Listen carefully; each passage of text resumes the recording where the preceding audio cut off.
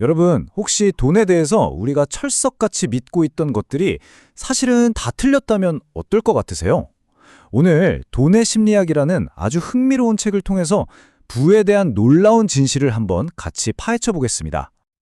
자, 그럼 아주 재미있는 실제 이야기로 한번 시작해 볼게요. 여기 두 남자가 있습니다. 한 명은 정말 평범한 동네 관리인이었고요. 다른 한 명은 하버드까지 나온 잘 나가는 금융 전문가였어요. 누가 더 부자였을까요? 답이 너무 뻔한가요? 와, 무려 800만 달러. 지금 우리 돈으로 환산하면 거의 1000억 원이 훌쩍 넘는 돈입니다. 이게 바로 2014년에 세상을 떠난 관리인이자 주유소 직원이었던 로널드 리드라는 사람의 순자산이었어요. 심지어 이 어마어마한 돈의 대부분을 지역병원과 도서관에 턱하니 기부했죠. 자, 그럼 그 하버드 출신 금융맨은 어땠을까요? 같은 시기 그의 재정 상태는 놀랍게도 파산이었습니다. 아니 대체 무슨 일이 있었던 걸까요? 바로 이것이 오늘 우리가 탐험할 돈의 역설입니다. 자, 첫 번째 섹션으로 들어가 보죠. 이 두 사람의 이야기가 뭘 보여주냐면요. 금융적인 성공이라는 게 무슨 복잡한 수학 공식 풀듯이 딱딱 떨어지는 게 아니라는 거예요. 오히려 내가 뭘 얼마나 많이 아느냐보다 어떻게 행동하느냐가 훨씬 더 중요한 일종의 소프트 스킬에 가깝다는 거죠. 근데 이게 바로 우리한테도 정말 중요한 이야기거든요. 혹시 이런 생각해 본 적 없으세요? 아, 내 돈 쓰는 버릇은 좀 이상한가? 이 책은요, 그게 전혀 이상한 게 아니라 지극히 정상이라고 말해줍니다. 왜냐고요? 우리가 돈에 대해 내리는 모든 결정은요, 사실 우리가 태어나서 지금까지 살아온 아주 개인적인 경험이라는 필터를 통해서 걸러져서 나오기 때문이에요. 예를 들어서 이 그래프 좀 보세요. 1970년대에 어마어마한 인플레이션을 겪으면서 10대를 보낸 사람이랑 경제가 막 성장하던 90년대에 자란 사람이 주식시장을 보는 눈이 과연 같을 수 있을까요? 당연히 다르겠죠. 자, 그래서 핵심은 이겁니다. 돈에 관해서는요, 이상한 사람은 아무도 없다는 거예요. 우리는 그냥 각자 살아온 경험이 다르니까 서로 다른 규칙을 가진 다른 게임을 하고 있는 것뿐입니다. 자, 근데 여기서부터 진짜 재밌어져요. 우리 눈에는 보이지 않지만 우리의 재정적 상봉을 좌지우지하는 아주 강력한 힘이 있거든요.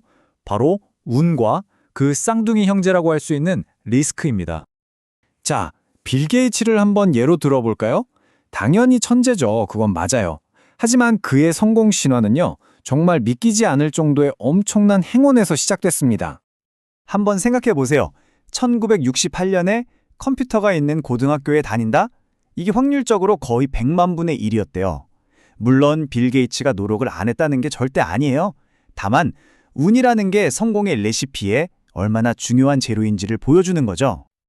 그리고 이 행운이라는 동전의 바로 뒷면에는 리스크가 있습니다.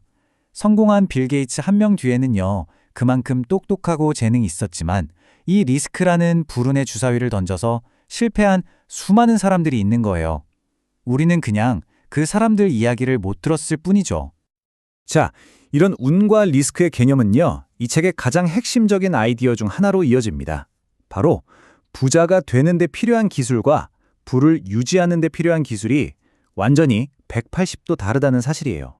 돈을 벌려면요, 좀 낙관적으로 에이 되겠지 하면서 과감하게 뛰어들어야 해요.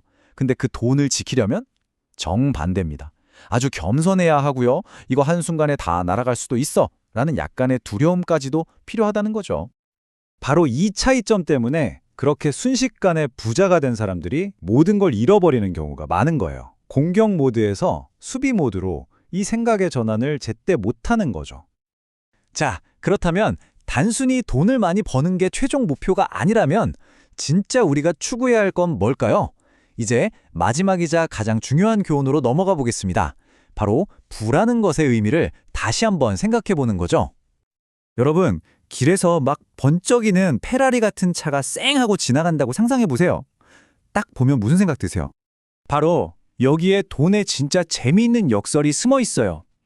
우리는 보통 비싼 물건을 사면서 다른 사람들이 와, 저 사람 대단하다 하고 나를 존경해 주길 바라잖아요. 근데 사실 사람들은 차에 탄 운전자는 거의 신경도 안 쓴다는 거예요. 그냥 그 멋진 차를 보면서 아, 저 차 내가 타면 어떨까 하고 자기 자신의 상상할 뿐이죠. 그래서 이 책은 이렇게 정의합니다. 부자는 눈에 보이는 현재 소득이지만 진짜 부는 눈에 보이지 않는 거라고요. 쓰지 않고 남겨둔 돈, 아직 사지 않은 자동차, 아직 차지 않은 보석. 그게 진짜 부라는 겁니다. 아니, 그럼 그 보이지도 않는 부가 도대체 왜 중요할까요?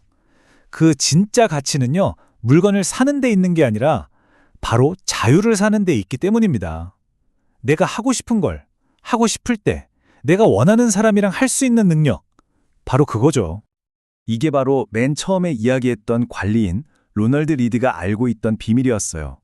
그는 자기 시간을 완벽하게 통제할 수 있었지만 하버드 출신 금융맨 퍼스코는 그러지 못했죠. 그러니까 우리가 오늘 꼭 기억해야 할 건 이겁니다. 돈이 가진 가장 위대한 가치는요, 바로 우리 삶에 대한 통제권을 우리에게 돌려준다는 거예요. 그래서 돈의 심리학이 우리에게 마지막으로 던지는 질문은 바로 이겁니다. 만약 여러분이 여러분의 시간을 완벽하게 통제할 수 있다면 무엇을 하시겠습니까? 결국 중요한 건 통장에 찍힌 숫자가 아니라 그 숫자로 내가 어떤 삶을 살아갈 수 있느냐니까요. 오늘 이야기가 그 답을 찾는 데 작은 힌트가 되었으면 좋겠습니다.